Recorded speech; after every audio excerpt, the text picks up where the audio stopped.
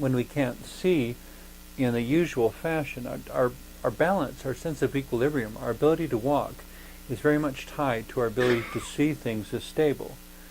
If we can't see what's in front of us, we may trip over a crack in the sidewalk, our equilibrium may be off, we may need to hold on to a railing because we're trying to remember how to walk without using our eyes. Most of us use our eyes much more for walking than we realize. And of course walking or perception and seeing also has to do with depth perception.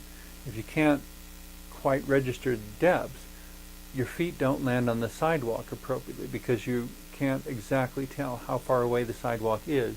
And when you step forward, you may not realize that the sidewalk upon which you're walking is actually sloping downwards. So you step forward to take a step, and your foot doesn't hit anything, and instead goes another inch further down, and suddenly you're stumbling forward because you couldn't accurately perceive the changing depth of the sidewalk leading away from you. All these things come back to the question word what. It's a basic question we use every day.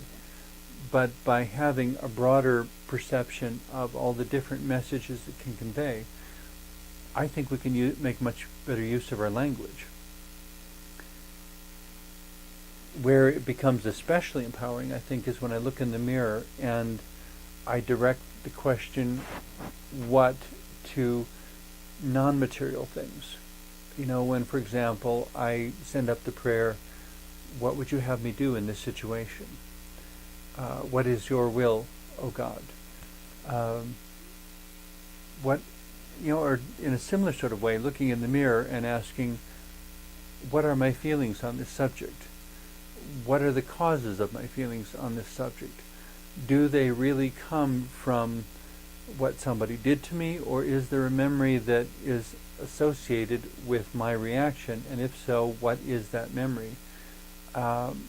In a few cases, of course, people run into the problem of not being able to recall a memory because a particular memory may have been so painful that subconsciously they blocked it out. And they can't remember what the memory was that would call them to react that way to a particular object or a particular place. Why do I feel afraid when I get in this situation? Those who deal with past life regression therapy, very often when someone comes in and asking, what is the cause of this? Tell me what. And they may decide to experiment with past life regression therapy to see if the mind is perceiving or remembering, depending on how you look at it, a previous life in which, or a story, if you will, however you want to look at it, in which an experience happened that created an emotional predisposition that is somehow carrying over into the conscious living at that time. That someone may come out of such a session saying, the reason I get afraid of heights is because either in a previous life or a dream or whatever state, I remember falling to my death from the top of a tall building. And did it historically happen? Maybe, maybe not. I don't know that that's really the point. The point is that our mind tries to make sense of things and to answer what in some way so that we have some framework within which to continue addressing and living our life.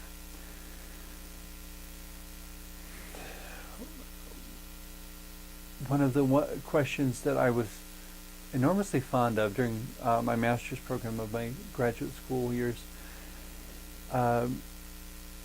that I'm not sure everyone else enjoyed as much as I did, but seemed to, in the more or less endless debate about this or that subject, I would frequently be the one that would try to, when I had listened to enough and I got impatient with how it seemed to be going in circles, and somebody would make a statement and somebody else would make a statement and somebody else would make a statement, and then we'd be back to questioning the first statement again.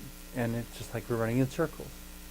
And somewhere in that, I would try to interject the simple question, what difference does it make?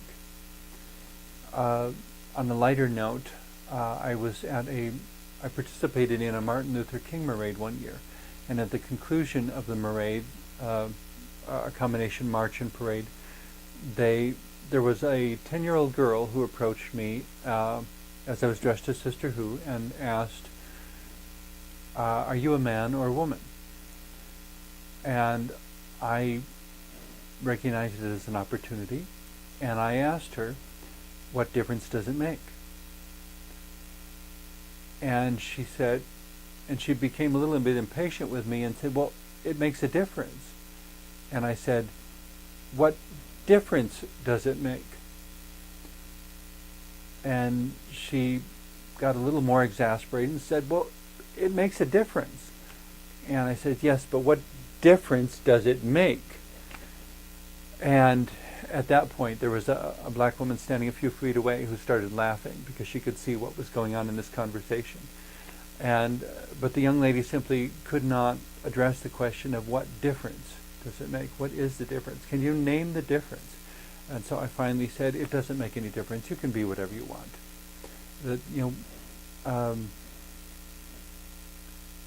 It sounds like such a simple question, and yet it was one that the conversation between me and the young lady could not go beyond that point until we had somehow answered that question. She wasn't willing to answer the question, so finally I had to.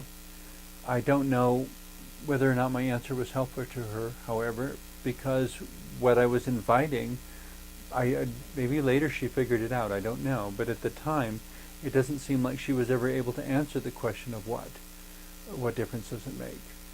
That the what that was on her mind at that moment was somehow, it remained an enigma. It remained a conundrum, an unanswerable question. I suspect that there was enough from my size and my voice and so forth that she probably would have figured out that I was in fact a man. I wasn't trying to hide that, but I was much more concerned about her wrestling with the question of what. And it is very often being willing to wrestle with our questions that we find the bigger parts of ourselves.